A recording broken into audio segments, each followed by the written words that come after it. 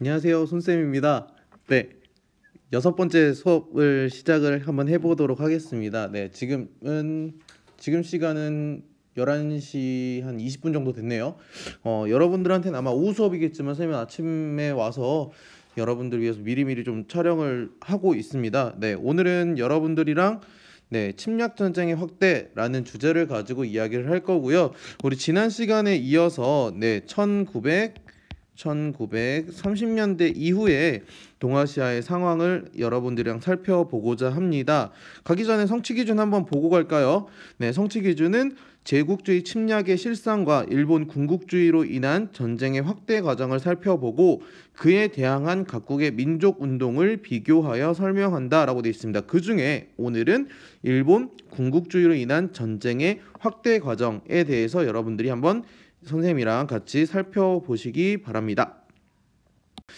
네, 오늘은 퀴즈를 앞에다가 체크를 해놨어요. 네, 아마 여러분들이 수업을 듣는 시간은 아마 오후겠죠. 네, 지금 온라인 수업이 오후로 되어 있는데 여러분들 채팅창에 여러분들이 지금 피곤하고 점심 먹고 나서 되게 나른해질 시간인데 잠을 깨기 위한 가장 효과적인 방법 한 가지를 여러분들이 채팅창이나 댓글로 적어주시기 바랍니다.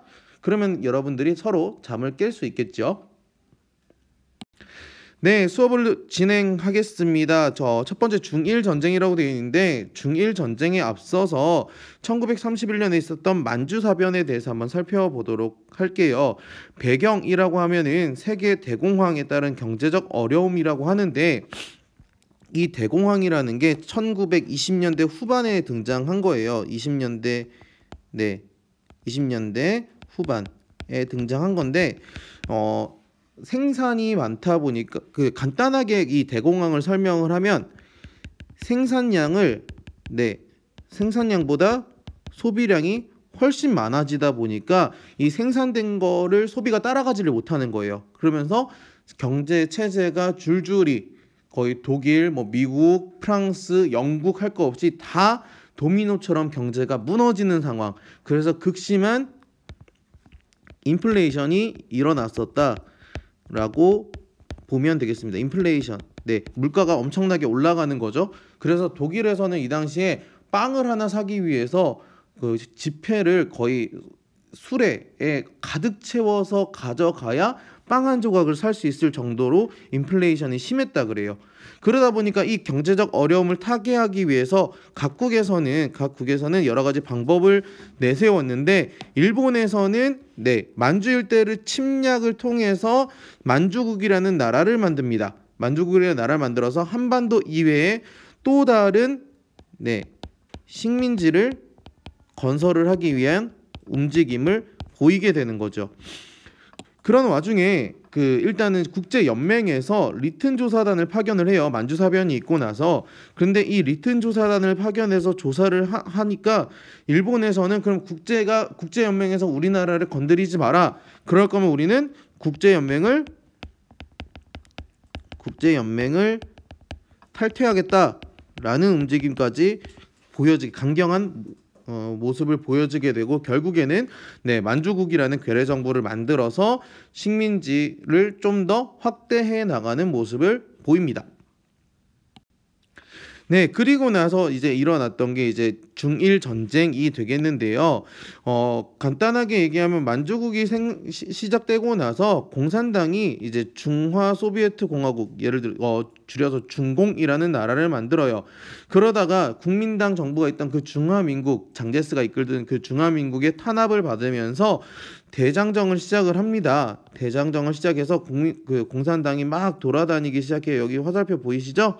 그래서 돌아다니다가 이 시안에서 시안 사건이 일어나게 됩니다. 왜? 만주국이 이렇게 만들어지고 있는 상황에서 지금 만주국을 무너뜨리고 다시 중화민국의 기반을 다져야 되는데 장제스는 너네는 지금 공산당만 탄압하려고 하지 일본이 이 만주국이랑 싸우려고 생각하지 않지 않느냐라고 하면서 장제스를 감금하고 회유해서 국민당과 공산당 사이의 내전이 중단되게 됩니다. 중단하고 나서 일어났던 게 바로 중일 전쟁이에요. 그러니까 만주국에서 아예 중국 전역을 공격하고자 하는 모습이 보이게 되는 거죠.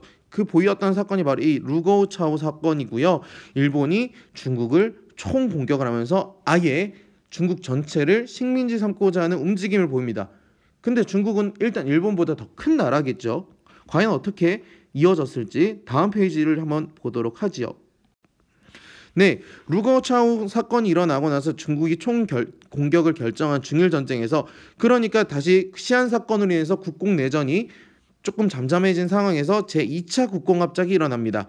여기 보시면은 국공합작 공포를 위한 선언이라고 나와 있는데, 여기 두 번째 보시면은요, 국민당 정권을 무너뜨리기 위한 모든 폭동 정책과 공산화 운동을 다 최소화하고 폭력으로 몰수하는 정책을 취소하고, 그리고 소비에트 정부를 취소하고, 4번의 마지막 보시면 홍군의 명칭 및 번호를 취소하고 국민혁명군, 그 국민혁명은 우리 북벌할 때 나왔던 그 국민혁명군입니다. 개편해서 국민정부의 지시를 받고 아울러 지시를 기다려 출동하여 항일 전선의 직책을 떠맡는다라고 해서 아예 국민당과 공산당이 함께 일본에게 맞서는 모습을 보이게 됩니다. 여기 보시면 전선이 확대가 되죠.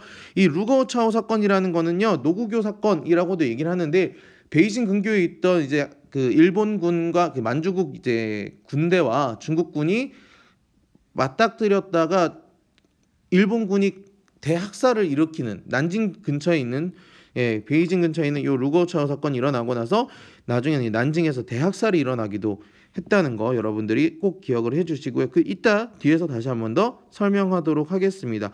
이렇게 그 중일 전쟁이 발발하고 나서요, 아예 일본이 판세를 확 넓힙니다. 1940년대 되고 나면 30년대 후반에 제2차 세계대전이 만들어지게 되면서 독일과 일본과 이탈리아가 동맹을 체결하게 돼요. 그래서 중일 전쟁만 하고 있던 여기 있던 일본이 아예 하와이에 있는 진주만을 기습을 하면서 미국까지 그리고 영국까지 건드리게 되는 겁니다. 그러면서 미국이 경제 봉쇄 조치에 반발해서 진주만을 기습하고 영국을 공격하고, 그러면서 동남아시아와 남태평양 일대까지 이렇게 전선을 크게 확대해가는 모습, 여러분 지도 보이시죠? 지도 보이시면 여기 이런 모습들을 볼 수 있겠는데요. 그리고 나서 미국이 이제 참전을 하게 되고, 미드웨이 해전 이후로 여러 지역을 공습을 하면서 판세가 조금씩 변화하기 시작합니다. 결국에는 일본에게 무조건 항복을 요구하지만 일본이 거부하고 미국이 히로시마와 나가사키에 원자폭탄을 투하하면서 일본이 무조건적인 항복을 하게 된 거지요. 그렇다면 이런 전쟁을 세 가지를 거쳤어요. 만주사변, 중일전쟁, 태평양 전쟁을 거쳤는데, 그러면 전쟁을 하면서 어떤 힘든 일들이 있었을까? 를 한번 살펴보면, 첫 번째는 물자 수탈이 있겠죠. 곡물을 징수하고, 왜 전쟁에 보내야 되는 식량을 보내야 되니까 쌀 공출을 하고요. 금속도 다 가져갑니다. 여기 사진 보이시나요? 사진 보시면 금속을 가져갑니다. 왜 가져갔을까요? 그렇죠. 자연스럽게 이제 무기를 만들어야 되고 탱크를 만들어야 되고 하니까 금속이 모자랐던 거예요. 그래서 이런 금속들을 가지고 갔던 것들을 볼 수 있겠고요. 그리고 물건만 가져갔을까요? 그 물건을 만드는 사람, 전쟁을 하는 사람, 전쟁에 필요한 사람들을 각각 동원을 했겠죠. 강제 동원이 모입니다. 그래서 그 징병제, 징병, 징용, 그리고 특히 위안부 같은 일들이 보이는데, 여기 보면 징용의 모습을 사진으로 담았고요. 이런 것들이 다 가능했던 것이 바로 이 국가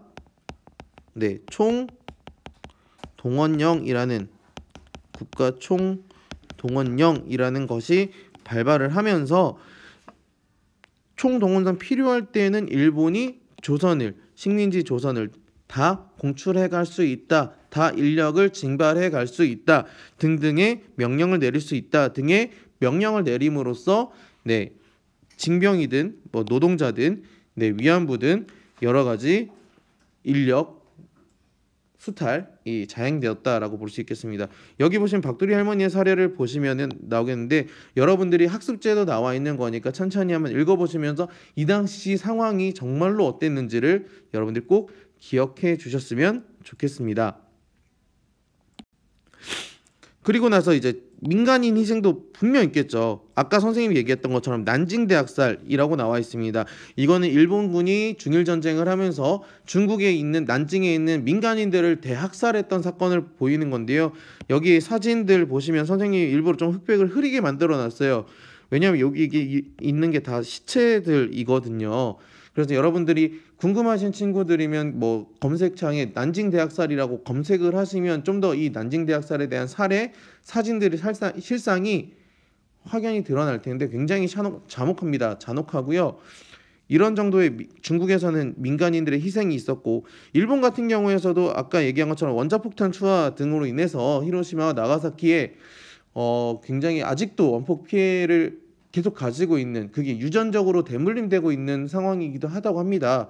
여러 가지 병들이 이어지고 있다고 하는데 이런 것들 일본, 뭐 중국, 특히 우리나라도 이런 전쟁으로 인해서 여러 가지 희생을 받았다, 희생을 당했다라고 여러분들이 기억을 해주셨으면 좋겠습니다. 네, 마지막으로 한눈에 정리, 마지막으로 한번 정리를 해볼까요? 주제는 바로 침략 전쟁이었어요. 침략 전쟁 몇 년대라고 그랬죠? 그래서 1930년대 이후라고 얘기를 했습니다. 큰 사건 세 가지만 여러분들이랑 살펴보면 그렇죠. 만주사변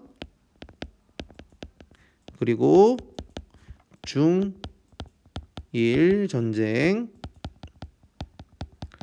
그리고 태평양 전쟁이 있습니다. 그렇죠. 점점 전선이 확대되어 가는 거 보이시죠? 만주사변에 있을 때 어떤 일이 벌어졌고 그리고 중일전쟁을 펼치러 가면서 자꾸 말이 꼬이네요. 만주사변의 중일전쟁을 펼쳐나가면서 뭐 시안사건이라든지 그리고 또는 국공합작이 한 번 더 있었다든지 그런 것들을 여러분들이 살펴보시면 되고 중일전쟁에서 태평양 전쟁으로 이어지게 되면서 어떠한 일들이 있었는지 그리고 이것들을 통틀어서 어떠한